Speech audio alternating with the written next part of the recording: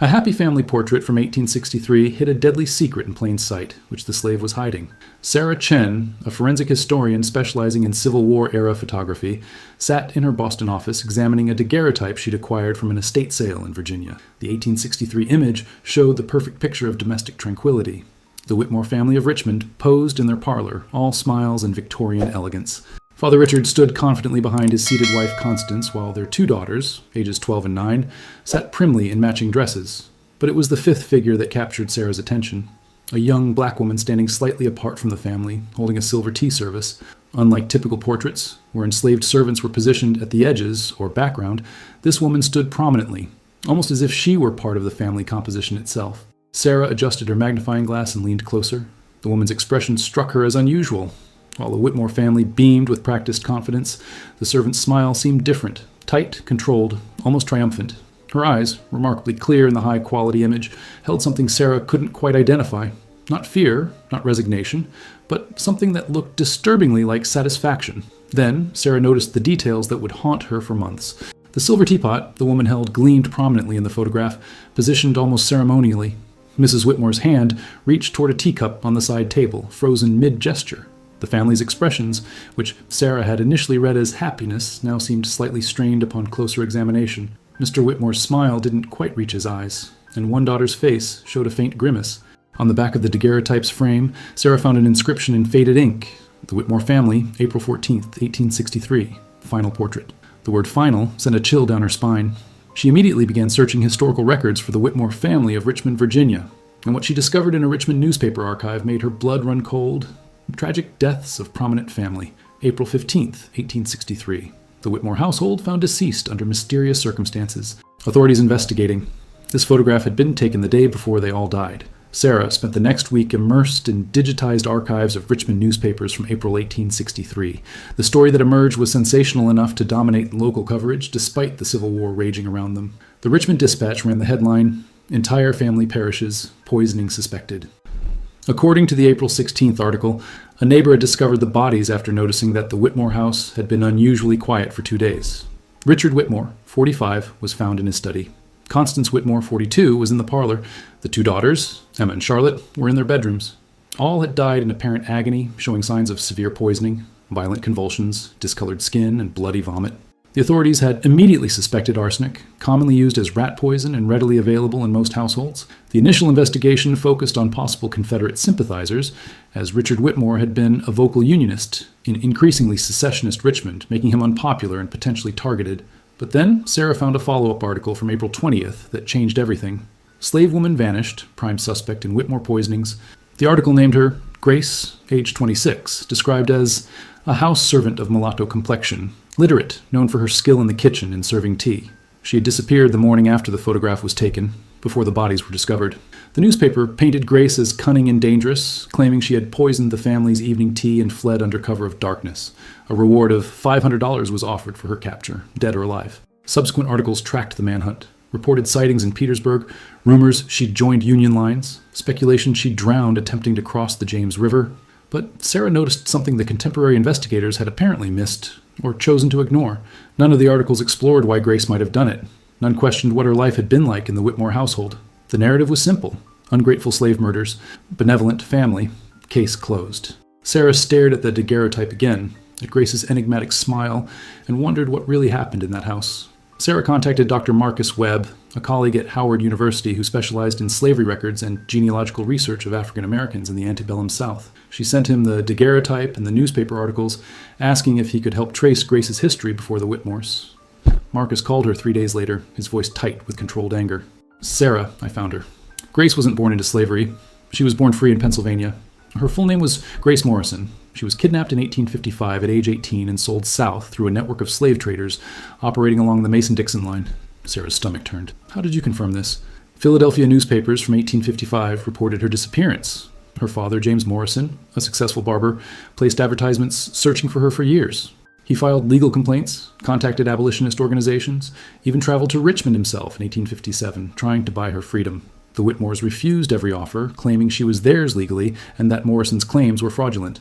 Marcus sent Sarah scanned documents, Grace's free papers from Pennsylvania, listing her birth in 1837, James Morrison's desperate letters to Quaker abolitionists, legal petitions dismissed by Virginia courts. The paper trail painted a heartbreaking picture of a father's futile struggle against a system designed to protect slaveholders above all else. There's more, Marcus continued. I found probate records from Richard Whitmore's father, who died in 1859. Grace was listed in the estate inventory, valued at more than $200. The notation says, house servant, literate, excellent cook, and seamstress. That literacy is important, Sarah. Teaching enslaved people to read was illegal in Virginia. Either she hid her education, or the Whitmores exploited it while technically breaking their own laws. Sarah studied the daguerreotype with a new understanding. Grace's prominent position in the photograph suddenly made terrible sense. She wasn't being honored or included. She was being displayed as property, as evidence of the Whitmores' wealth and status. The tea service she held wasn't just a prop. It was a symbol of her forced labor, her skills commodified and controlled. Marcus, Sarah said slowly, if someone had been kidnapped, enslaved for 8 years, and repeatedly denied freedom despite their father's attempts to rescue them, what would drive them to murder? The question, Marcus replied quietly, is what took her 8 years to do it. Sarah traveled to Richmond, walking the streets of the historic district where the Whitmores had lived. The house no longer stood, destroyed during the Civil War's final days when Richmond burned in 1865. But city records provided the exact location, 412 Gray Street, a bitter irony that didn't escape Sarah's notice. At the Library of Virginia, she found something extraordinary. A diary kept by Margaret Hayes, a neighbor of the Whitmores. The entries from 1860 to 1863 provided a window into the household dynamics that newspapers never captured. Margaret's January 1861 entry read, called on Constance Whitmore today. Found her in foul temper, beating her girl Grace for some trivial offense involving improperly starched linens. The girl bore the blows without sound, which seemed to infuriate Constance further. I was embarrassed to witness such a scene, but said nothing. These domestic matters are not my concern. Other entries painted a pattern of abuse. Grace was struck for minor mistakes, denied food as punishment, and forced to work from before dawn until late at night. Margaret noted that Grace slept in a small storage room under the stairs with no heat, even during harsh winters. But the diary also revealed Grace's intelligence and resilience. Margaret wrote in March 1862, Grace served tea today with such precision and grace that I complimented Constance on her servant's training. Constance replied coldly that Grace required constant discipline to maintain proper behavior, though I noticed the girl anticipating our needs without instruction. There is something in her eyes, a watchfulness that unsettles me. The most revealing entry came from April 1863, just days before the photograph. Richard Whitmore refused yet another offer to purchase Grace's freedom. A man claiming to be her father arrived from Pennsylvania with $2,000, a fortune. But Richard dismissed him cruelly, saying Grace was too valuable to lose and that he doubted the man's claims. I saw Grace watching from the doorway. Her expression was utterly blank, but her hands gripped the doorframe until her knuckles went white. Sarah photographed every page, her hands trembling. Grace had watched her last hope of freedom destroyed. Her father had come so close, only to be turned away by Richard Whitmore's greed and cruelty. 3 days later, the family posed for their final portrait, all smiles, while Grace stood behind them holding the tea service, the instrument of their death. Sarah consulted Dr. Rebecca Torres, a toxicologist at Massachusetts General Hospital with expertise in historical poisoning cases. She showed Rebecca the autopsy descriptions from the 1863 newspaper articles and asked what poison might have been used. Rebecca studied the symptoms carefully. Based on the descriptions, violent convulsions, bloody vomit, rapid death within hours, this is almost certainly white arsenic, arsenious oxide. It was extremely common in the 1860s, used for rat poison, fly paper, even complexion treatments, easily accessible, easily disguised in food or drink. How much would be needed to kill a family of 4? Sarah asked. Not much. A teaspoon dissolved in liquid could kill multiple people. The trick would be masking the taste. Arsenic has a slightly sweet metallic flavor. Strong tea, especially if heavily sweetened or mixed with cream, could potentially hide it. Rebecca pulled up historical medical texts on her computer. Here's the interesting part. Poisoning with arsenic requires planning. It doesn't work instantly. The poisoner needs to administer it, then wait. If Grace did this, she would have served the poisoned tea, then stayed in the house as they died. That takes extraordinary nerve and, frankly, deep hatred or desperation. Sarah showed Rebecca the daguerreotype. This was taken the day before they died. Grace is holding the tea service. Rebecca leaned closer, examining the image. Look at Mrs. Whitmore's hand. She's reaching for the teacup. If this photograph was taken in the afternoon, as was customary, and the family died that evening or the next morning, it's possible the tea Grace is holding in this image is already poisoned. She's literally photographed with the murder weapon. Would she have known they'd die this way? Sarah asked. The suffering, I mean. Absolutely. Arsenic poisoning is excruciating. The victims experience intense abdominal pain, uncontrollable vomiting and diarrhea, burning sensations throughout their body. They remain conscious throughout most of it, aware of what's happening. If Grace poisoned them, she knew exactly what she was condemning them to endure. Sarah looked again at Grace's smile in the photograph, that strange, controlled expression. It wasn't satisfaction, she now realized. It was certainty. Grace knew what was coming. She'd already made her decision, already added the poison. This photograph captured the last moments before her revenge unfolded. One more thing, Rebecca added. Where would Grace have obtained arsenic? It was common, but enslaved people's movements and purchases were heavily monitored. That question would lead Sarah to the most disturbing discovery yet. Sarah found her answer in the business records of Pemberton's Apothecary, a Richmond pharmacy that operated from 1830 to 1872. The shop's ledgers had been preserved by the Virginia Historical Society, meticulously recording every transaction. On March 28, 1863, 2 weeks before the photograph, there was an entry, Mrs. Constance Whitmore, Formidable B, white arsenic powder for rat infestation, 0.45. The purchase was legal, routine, and provided Grace with exactly what she needed. But that wasn't all Sarah discovered. Digging deeper into the apothecary records, she found a pattern. Between January 1861 and April 1863, Constance Whitmore had purchased arsenic 6 times, always in quantities larger than typical household use.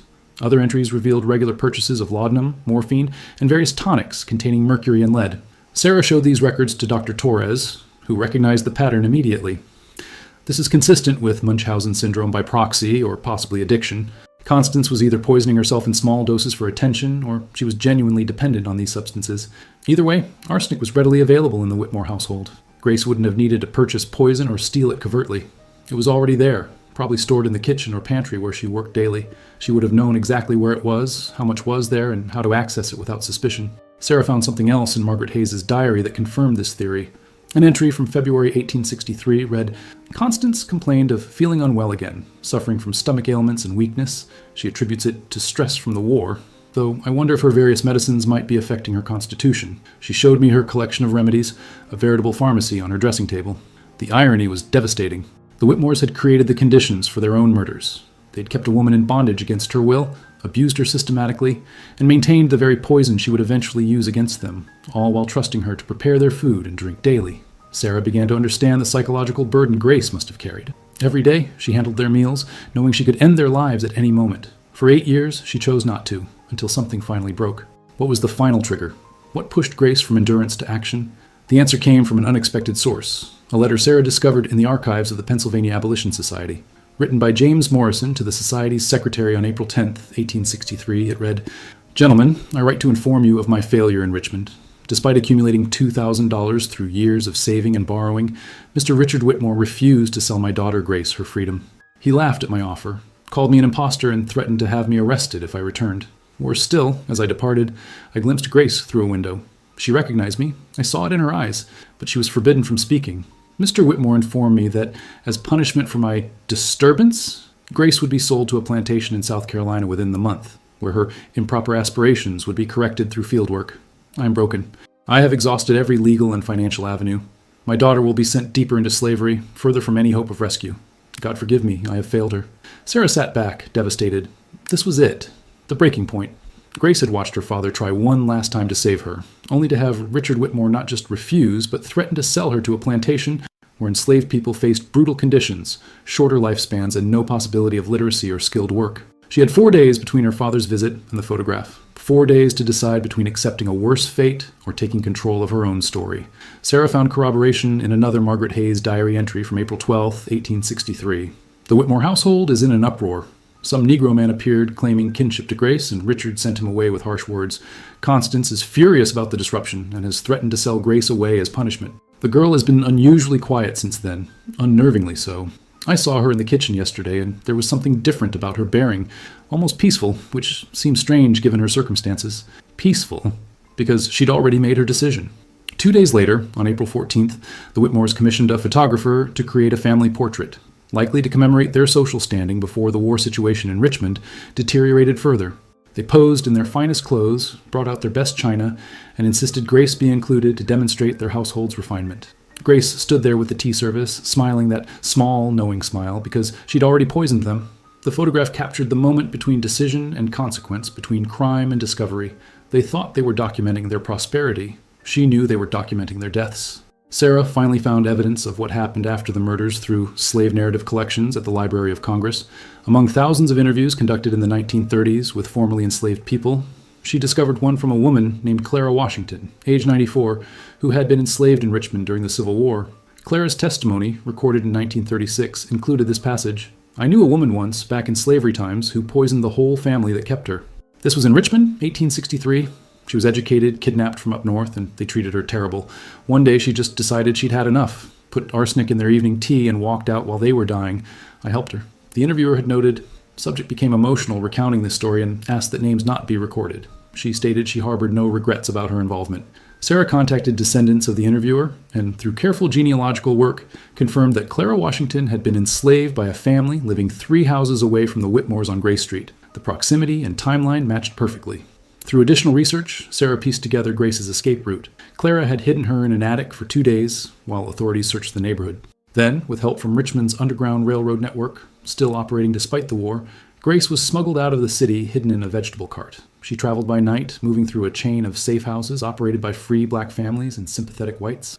By late April 1863, records suggested she'd reached Union lines near Fredericksburg. The Union Army's policy was to treat escaped slaves as contraband of war and offer them protection, though conditions in contraband camps were often harsh. Sarah found one more crucial document, a register from a contraband camp in Alexandria, Virginia, dated May 1863. Among the names, Grace M., female, age 26, from Richmond, literate, assigned to teaching duties for camp children. Grace had survived. She'd escaped, crossed Confederate and Union lines during one of the war's bloodiest periods, and found relative safety. The M likely stood for Morrison. She'd reclaimed her family name, but what happened to her after the war? Did she reunite with her father? Did she live with the weight of having killed 4 people, including 2 children? Sarah became determined to find out. Sarah's search led her to Philadelphia, to the archives of the Mother Bethel AME Church, one of the oldest African-American churches in the United States. In their membership records from 1865, she found Grace Morrison, returned from Virginia, reunited with Father James Morrison, joined congregation August 1865. She'd made it home. After 10 years, 2 years of escape and hiding during the war, 8 years of slavery before that, Grace had returned to Philadelphia and to her father. Church records revealed more of her story. Grace married in 1867 to Samuel Peters, a teacher and activist. They had 3 children. She worked as a seamstress, and like her husband, became involved in education and early civil rights advocacy. She taught at schools for freedmen's children, using her literacy, once a crime in Virginia, to empower others. Sarah found an 1875 article in the Christian Recorder, an African-American newspaper, featuring a speech Grace gave at a women's rights convention in Philadelphia. Though she never explicitly mentioned the Whitmore murders, her words were powerful.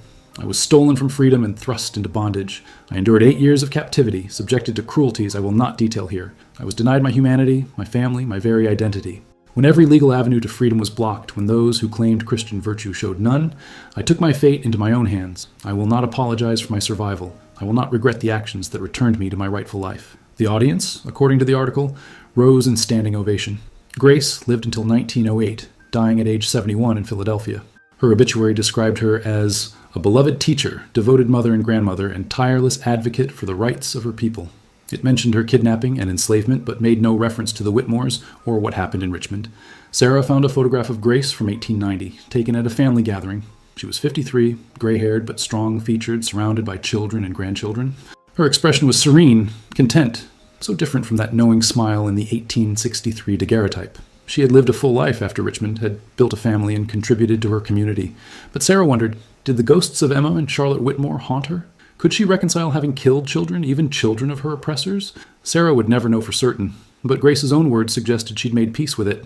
"I will not apologize for my survival." Sarah stood before a packed auditorium at Georgetown University. The 1863 daguerreotype projected large behind her. 6 months of research had led to this presentation, where she would tell Grace Morrison's complete story to historians, journalists, and the public. "This photograph," Sarah began, "has been interpreted in various ways since I discovered it. Some call it evidence of a crime. Others call it a document of justified resistance. I believe it's something more complex. It's a portrait of impossible choices rendered in silver and glass." She walked through the evidence methodically.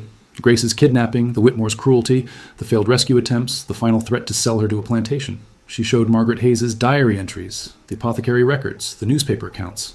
She traced Grace's escape and her life afterward. Grace Morrison was 26 years old in this photograph, Sarah continued.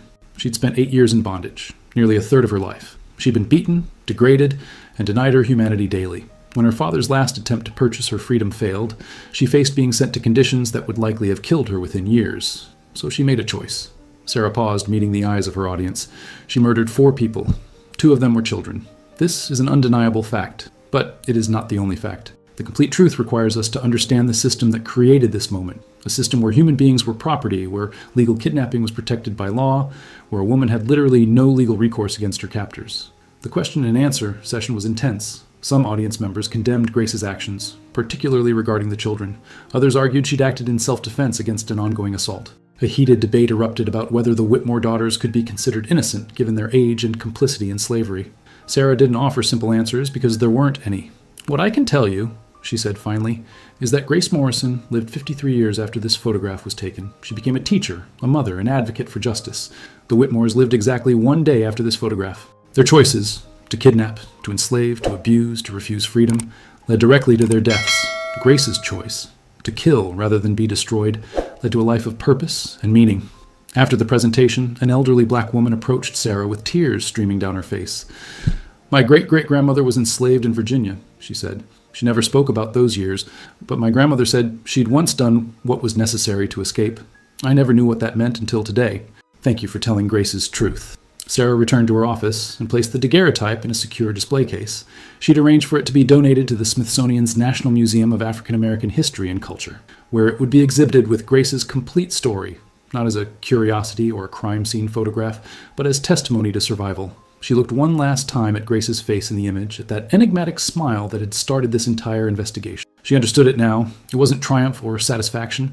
It was certainty, the expression of someone who had already decided, who knew what was coming, who had chosen agency over victimhood even at a terrible cost. Grace Morrison had refused to be forgotten, refused to be erased. The Whitmores had tried to reduce her to property, to a reflection in the background of their lives. Instead, 160 years later, her story was being told, while theirs was merely context. The photograph remained, a family's last moment of false happiness, and one woman's first moment of taking back her stolen life. Both truths existed in the same image, inseparable, challenging viewers to grapple with the complexity of history and the impossible choices people face when humanity itself is denied. Grace had the last word after all.